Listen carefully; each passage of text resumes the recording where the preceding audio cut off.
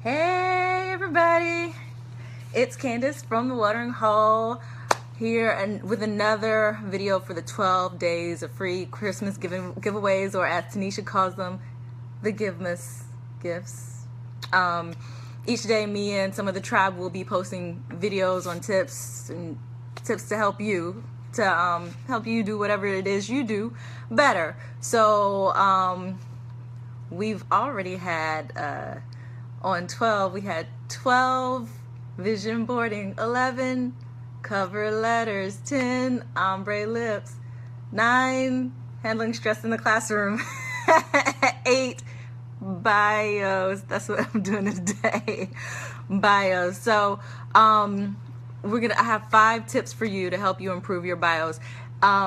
I've read a lot of bios through the cover letter, through the Watering Hole, through the South Carolina Review, and other places that I've worked for. So these apply to poetry, but, because I'm talking as a poet, but also they apply more broadly.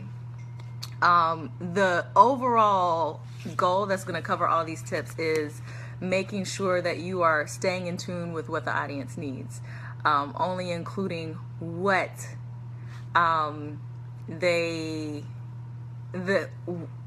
considering each individual audience, right? And only including what it is that they need to know about you in order to get that click, get that buy, get that interest, get that attendance, whatever it is that you're doing. So, like, the first thing you need to know is that the word bio is a misnomer. Do not tell your life story. We don't want to know your true Hollywood situations and stuff. We want to know your narrative resume. That's what a bio is. You call it a bio. It's not a biography. It's not meant to be. It's a lie. That the name is a lie, and you should know this. It's a lie. It is a narrative version, a paragraph version of your achievements, an overview of your aesthetics in your career. And the only real non-career information you include might be where you were born, where you live, where you work, and your family. All that comes in one sentence at the beginning or end. Candace lives and works Candace was born in South Carolina and now lives and works at Clemson, like, period. That's just one sentence, and it's a short sentence too. But it's a sentence, like, for some people, they might be trying to decide whether they can afford to bring you in and pay for travel. So it's good to know where you are located in the States. But some people just want to connect with you based on, like, where you're from. So Chi-Town aesthetics or whatever. And they're like, oh, this person lives in the Chi. Or, so that's just a good place to connect, good basic information. But other than that, no real personal information is going to go in there. Just your achievements, and only the important ones, like the ones that matter for the industry, and what you are working to do or have done, what organizations you might work for, those kind of things. Tip number 2. So now that you know that the bio is not a biography, you should also know that since it's not a biography, you should not position yourself as a jack of all trades. You should position yourself as a professional in a particular field. So what I mean by that is, like, do not feel the pressure to be multi-talented. Sometimes the best thing is just being talented at the thing it is that you do. So it's just the same way, like, if somebody came up to you and was like, yeah, I'm a plumber, I'm also a painter, I'm a botanist and a dentist, I do Reiki too, you want me to take that gallbladder out? No, don't touch my gallbladder. I don't even trust you. I want somebody who only does gallbladders. Like, that's the person I want to take my gallbladder out. And so it's kind of the same thing when you're thinking about somebody who says, like, they're an actress and they're a singer and they're a dancer and they also do poetry. They're an inspirational leader and a spiritual leader. And, like, we had the shirt. Man, I should have took it out. You know what? You ain't got nowhere to go. Let me see if I can find it real quick.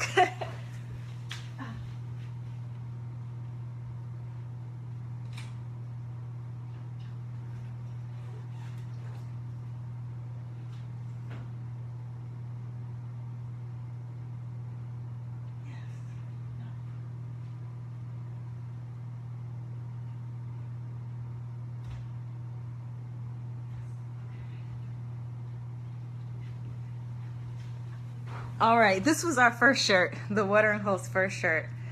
A little bit wrinkled, but it's a play on that. I'm a poet, an artist, guitarist, singer, revolutionary, spiritual leader, yogi, teacher, and barista. Like, clearly we're playing with that notion that poets do everything, and so it was a cute shirt. But yeah, and if you want to buy it, you can get it at our store, shop.twhpoetry.com, our online store.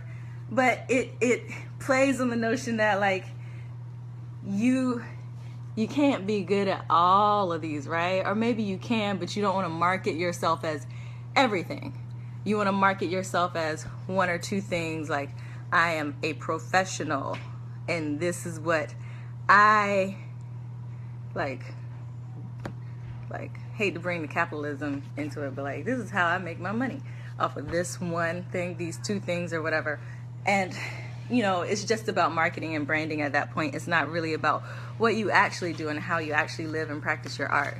It's about marketing and branding. So you don't want to position yourself as a jack of all trades. And if you get to the point when you're writing your bio where you have like 3 focuses or more, 3 or more talent focuses that you're trying to sell, you should probably revisit who you're sending it to and why they're asking for it. And that will help you narrow it down. So your bio may look slightly different for each occasion, like whether it's on a book jacket or whether you're sending it to a university for their publication, their what do you call those, brochures, and you have a performance coming up. Like, you want to say something different to students than you want to say to adults who might buy your book, so just think about that. Always consider your audience. Tip number 3, you want to balance your general and specific information. So the bio itself is a short and focused piece of literature, short and focused, and you want to make sure that you are like always aiming at a target in your bio. So in general, you want to be able to copy and paste your bio to any forum and it work. In practice, sometimes, like when you're thinking as a marketer, you have to tailor it. Like the way I just said, for students versus like adults who might be buying your book. Sometimes you have to tailor it just as a marketer, but in general, it should be a piece of literature that can spread to multiple forums. Though it wouldn't necessarily spread across multiple talent industries, right? So your bio as a singer would look different than your bio as a poet, naturally, right? But they may cross over, they may cross-pollinate a little bit, but still, for the most part, if you're marketing yourself, you might market yourself differently as a singer than you would. You might include different web links and all that other stuff than you would as a poet. So keeping that general and specific balance for the writing occasion, whatever it is you're sending it to, knowing when to tailor, and this leads me into the points.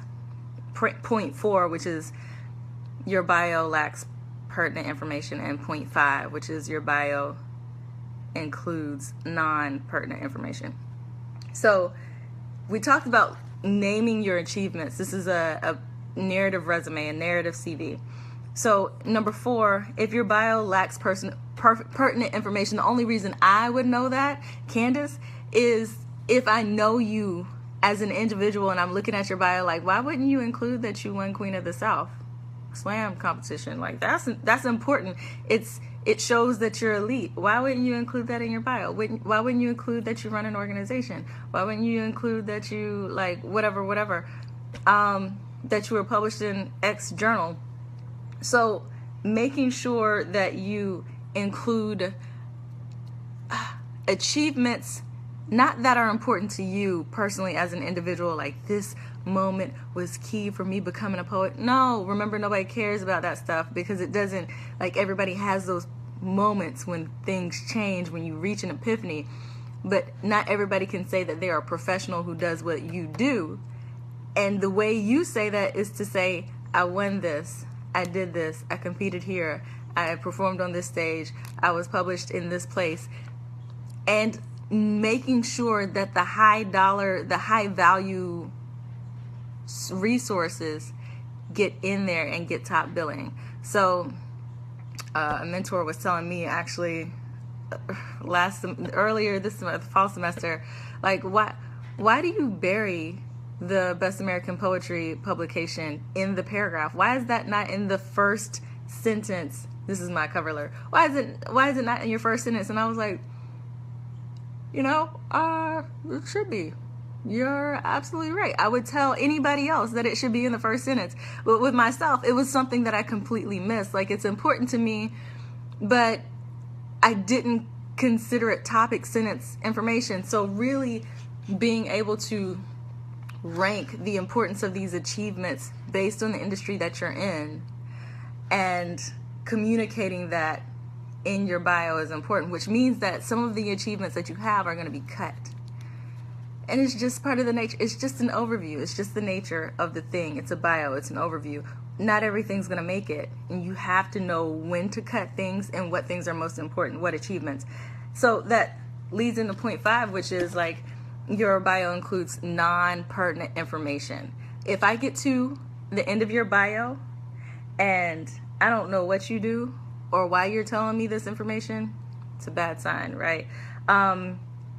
If you are telling me that some elementary school teacher read you Honey, I Love, if you're telling me how much you love the industry, how passionate you are, if you are giving me pre-professional information or extra professional, like outside of the profession, like you also wakeboard on the weekends or something like that, there are bios, there is a bio style which is more fun, but I'm only talking about like the standard professional bio. You're not going to really include a whole bunch of like extra professional or pre-professional information.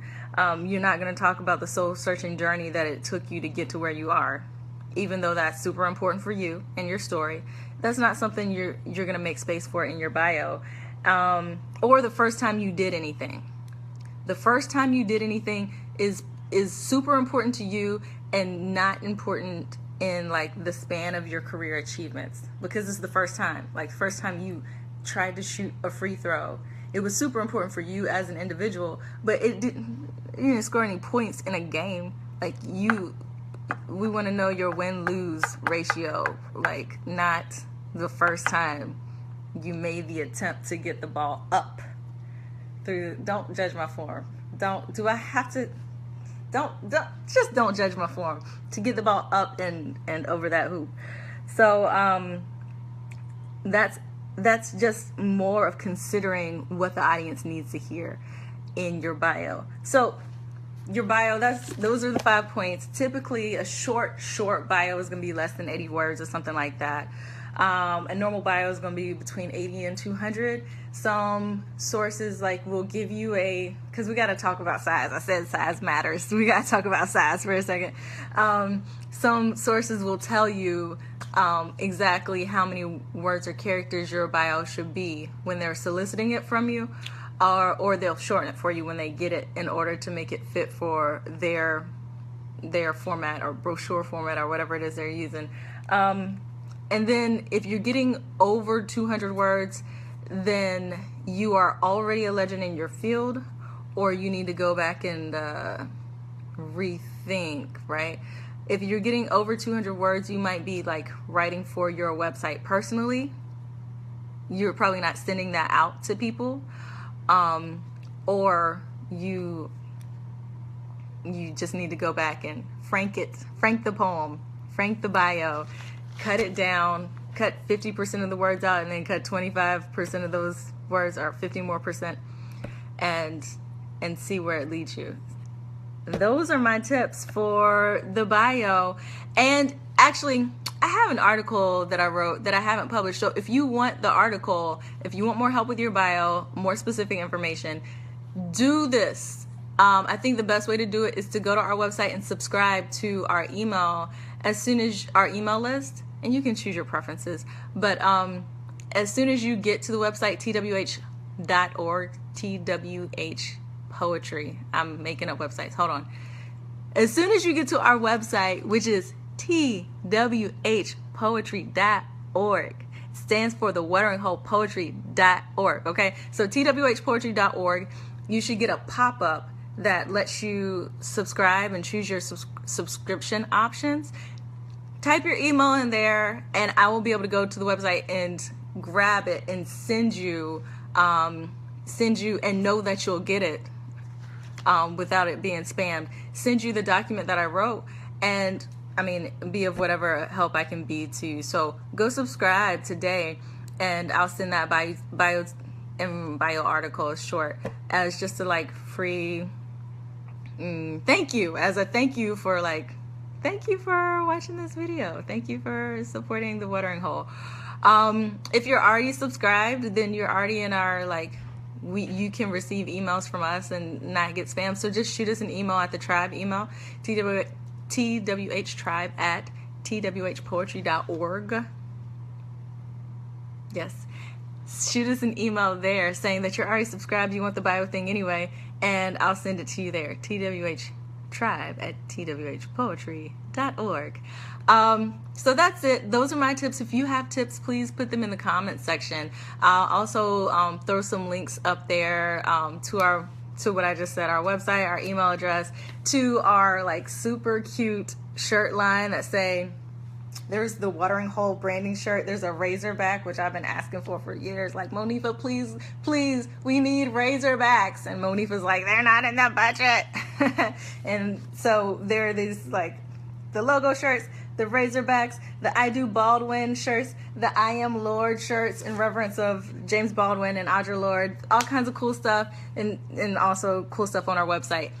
Finally, if you are looking for a place to make some year-end donations to, the Watering Hole, we're givers.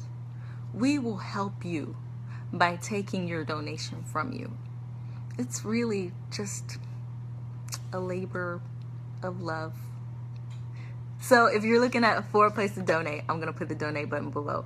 And we'll be able to send you your tax deductible donation form and all that other stuff so that you can write it off on your taxes. And that's it for me. Somebody's coming to you tomorrow with a video. Let me look and see who it is. Oh yeah, Tamika. Tamika is one of our interns this year. She is coming to you tomorrow with 5 tips for the best Christmas clapback. Okay, don't get in trouble. That's all for me. See you later.